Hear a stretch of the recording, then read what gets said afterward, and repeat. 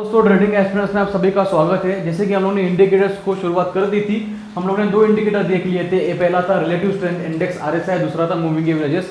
आज हम लोग इंट्राडे का सबसे ट्रस्टवर्दी इंडिकेटर देखने वाले हैं। ट्रस्टवर्दी में क्यों बोल रहा हूँ ये आपको थोड़ी ही देर में पता चल जाएगा।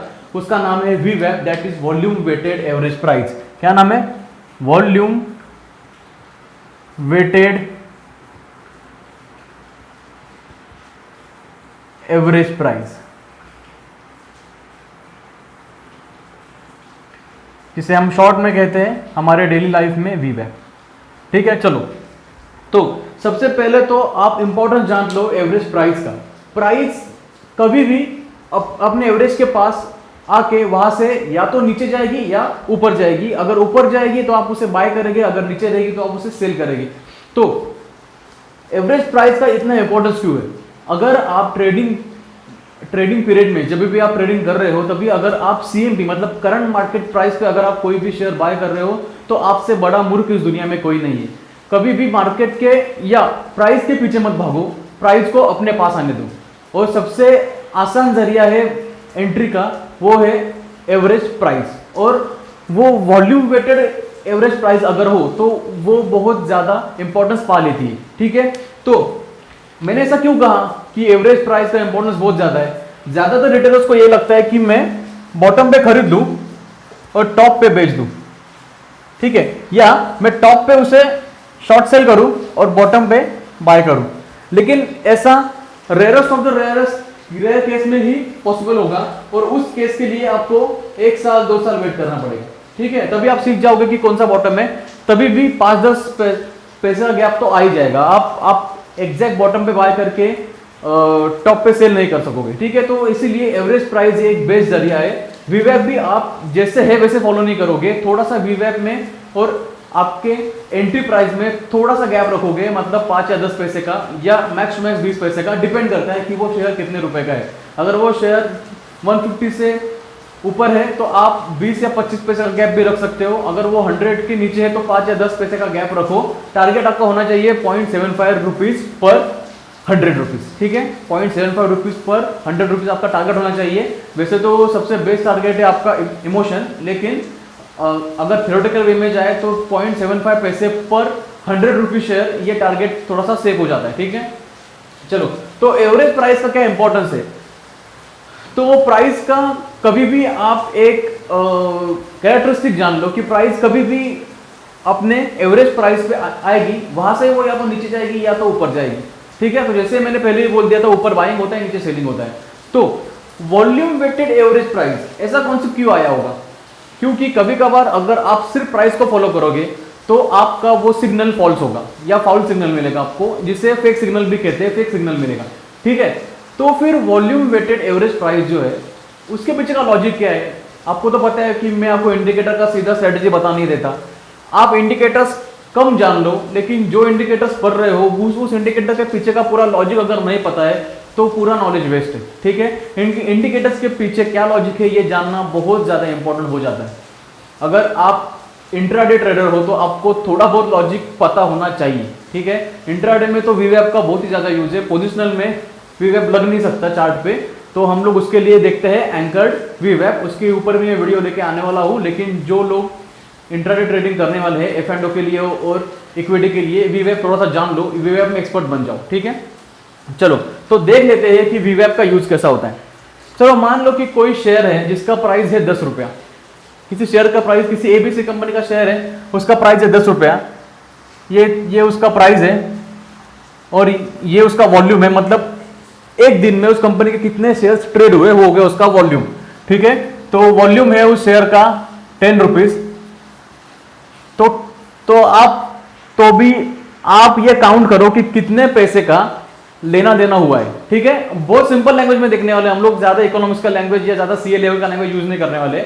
आप बताओ कि अगर 10 रुपए का एक शेयर है, ऐसे 10 शेयर अगर पूरे दिन में ट्रेड हुए हैं तो कितना वॉल्यूम का या कितना प्राइस का लेना देना हुआ है?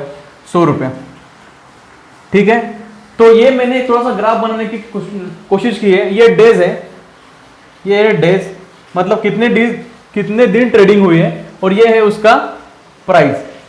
ठीक है, चलो तो देख लो कि फर्स्ट डे पे डे 1 पे 100 रुपीज का ट्रेडिंग हुआ था, ठीक है। तो यहाँ पे 100 देख लेते हैं हम लोग।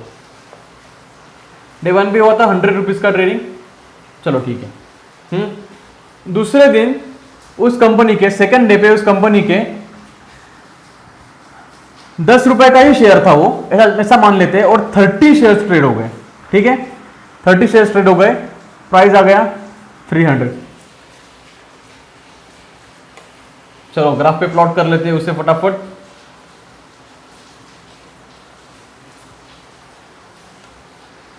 फिर तीसरे दिन क्या हुआ, उस कंपनी के 20 शेयर्स ट्रेड होने लगे, सॉरी 20 रुपीज को, 20 रुपीज उस शेयर का प्राइस बढ़ गया 10 से, और उस कंपनी के एज यूजुअल 30 शेयर्स ही ट्रेड हो गए, तो प्राइस आ गया 600, ठीक है।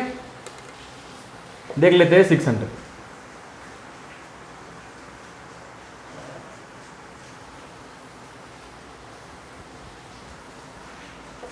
चलो चौथे दिन क्या हुआ, शेयर का रेट और बढ़ गया क्योंकि वॉल्यूम या प्राइस बढ़ गया, इसीलिए उस कंपनी के 30 शेयर्स, लेकिन 30 रुपीज, लेकिन खाली 10 शेयर्स ही ट्रेड हुए। अभी टोटल प्राइस हुआ 300।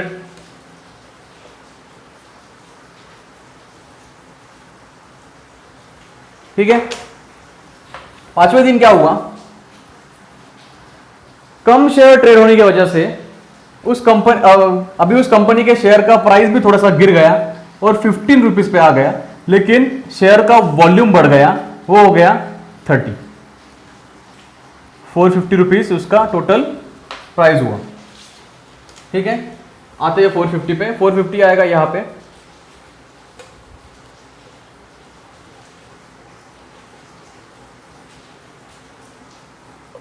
ठीक है। चलो तो अभी इन सब प्राइस का हमें निकालना है एक एवरेज, तो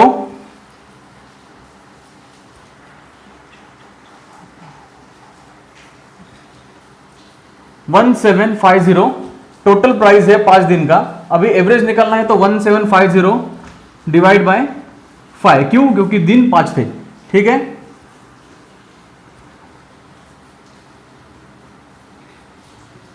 तो 350 आया एवरेज, 350 आया 5 दिन का एवरेज। तो 350 कहां स्टैंड करता है, यहां पे 350 कहां स्टैंड करता है, यहां पे स्टैंड करता है, ठीक है। एवरेज समझ में आ गया आपको। अभी आते हैं 6th डे पे, 6th डे पे आते हैं अभी। अगर 6th डे पे उस कंपनी के शेयर का प्राइस गिर के वापस 10 रुपीज हो गया, लेकिन शेयर्स ट्रेड हो गए 40, प्राइस आ जाएगा 400। अभी आप मुझे बताओ कि हमारा जो एवरेज प्राइस था वो था 350, जो यहां पे स्टैंड कर रहा है, और 6th डे पे जो वॉल्यूम इनटू प्राइस था वो हो रहा है 400। अगर वो हो रहा है 400, तो आप मुझे बताओ कि वो हमारे 5 दिन के एवरेज से ऊपर है या नीचे है। 5 दिन का एवरेज था यहां, तो अगर वो 5 दिन के ऊपर है या नीचे है, आप ही मुझे बताओ। 5 दिन के ऊपर है, ठीक है। तो अभी आप इसको करेंगे बाय, ठीक है, आप इसको करेंगे बाय, और अगर ये नीचे आ जाता तो आप उसे करते सेल, ठीक है। क्योंकि ये वी वैप के, ये जो है ये अपना वी वैप है, वॉल्यूम वेटेड एवरेज प्राइस, क्योंकि ये अपना वी वैप था 350 5 दिन का एवरेज। तो 6 डे पे हम लोग ने उसका जो एवरेज क्रॉस कर लिया तो हम लोगों ने उसे बाय किया, अगर क्रॉस नहीं करता तो हम लोग उसे सेल करते। सिर्फ सिंपल इतना ही वी वैप है। अभी आते हैं थोड़ा सा वी वैप की स्ट्रेटेजी पे। तो आप यूज करोगे टाइम फ्रेम 15 मिनट्स का, ठीक है। आप 15 मिनट्स का टाइम फ्रेम यूज करोगे। रुको मैं ये बोर्ड पर रफ कर देता हूं। आप 15 मिनट का टाइम फ्रेम यूज करोगे वी वैप के लिए। और एक बात जान लो थोड़ी सी, टाइम फ्रेम होगा 15 मिनट का, ठीक है। और कैंडल क्लोज अबोव द वी वैप, कैंडल क्लोज अबोव बाय, ठीक है, मतलब ऊपर, अबोव मतलब वी वैप के ऊपर, कैंडल क्लोज बिलो आप करेंगे सेल, ठीक है। चलो तो अगर ये इतना इजी है तो आपको लग जाएगा कि अभी तो ट्रेडिंग बहुत ही आसान हो गया, अभी तो कोई भी ट्रेडिंग में माहिर बन जाएगा, लेकिन इतना सिंपल नहीं है। वीवैप सबसे बेस्ट इंडिकेटर है जो आपको वॉल्यूम और प्राइस दोनों का एक एवरेज दे देगा। तो आपको क्या लगता है इसे हंट करना टफ होगा या इजी होगा? हर एक रिटेलर इसे अगर यूज कर रहा है तो इसकी हंटिंग होने के चांसेस बहुत ज्यादा है। तो आप क्या करोगे? अगर ये आपका वीवैप है तो अगर कैंडल ऊपर क्लोज हो रही है, तो आप हमेशा अगले कैंडल के लिए रुकोगे। अगर अगला कैंडल उसका क्लोजिंग प्राइस तोड़ के अपना क्लोजिंग प्राइस बनाती है, मतलब समझ लो कि इसका क्लोजिंग प्राइस था 100, अगर ये उसका क्लोजिंग प्राइस तोड़ के यहाँ पे 105 पे अगर क्लोज करती है तो ही आप बाय करोगे। कंफर्मेशन कैंडल के लिए हमेशा रुकोगे, अदरवाइज आप बाइंग नहीं करोगे, ठीक है। और अगर कोई कैंडल इसका हाई तोड़ के क्लोज बनाती है, ठीक है, अगर इसका हाई तोड़ के क्लोज बनाती है फिर तो आप कंफर्म जाओगे, ठीक है, फिर तो आप कंफर्म बाय करोगे। अगर इसका हाई नहीं भी तोड़ा है तो भी यू कैन टेक रिस्क, लेकिन अगर इसका हाई प्राइस अगर इसका हाई प्राइस था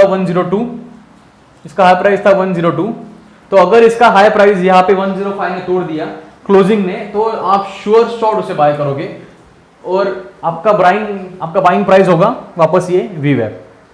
समझ लो कि वीवैप 101 है, तो आप सीधा 105 पे बाय नहीं करोगे, वेट करोगे कि कोई कैंडल ऐसा फॉर्म हो जिसका लो 101 के आसपास आ जाए, या जैसे मैंने कहा कि थोड़ा सा गैप रख सकते हो आप, तो आप इसे 101.5 पे भी बाय कर सकते हो, ठीक है। सिंपल स्ट्रेटेजी है बहुत वीवैप की 60 डेज के लिए, जो मैं हमेशा मेरे वीडियोस में सेम कहता रहता हूँ कि 60 डेज के लिए आप ट्राई करोगे, पहले पेपर पर ट्रेडिंग करोगे, फिर थोड़ी देर बाद आप 5-10 शेयर्स लेके ट्रेडिंग करोगे। अगर आपका 70% सक्सेस रेट आता है तो ही आप एक्चुअल ट्रेडिंग में उतरोगे, अदरवाइज नहीं उतरोगे, और 30 डेज की प्रैक्टिस बढ़ा दोगे। अगर आप नहीं करते, अनसक्सेसफुल हो जाते हैं, तो फिर तो आपको मार्केट के बाहर जाना ही है, मार्केट तो आपसे सब ले लेगा, ठीक है। तो ये था आज का volume weighted average price, that is वीवैप। बहुत अच्छा इंडिकेटर है। अगर आप वीवैप प्लस ए में लगा देते हो, वीवैप प्लस मूविंग एवरेज, और नीचे अगर RSI डाल देते हो, तो आपका सबसे बेस्ट ट्रेडिंग सेटअप हो जाता है। बेस्ट तो नहीं होगा, लेकिन कम से कम आपको अपने ट्रेड पे कन्विक्शन आ जाएगा, ठीक है। तो ये था आज के लिए वीवैप। अगर आपको वीडियो पसंद आया तो प्लीज़ वीडियो को लाइक कीजिए, शेयर कीजिए, चैनल को सब्सक्राइब कीजिए। Thank you.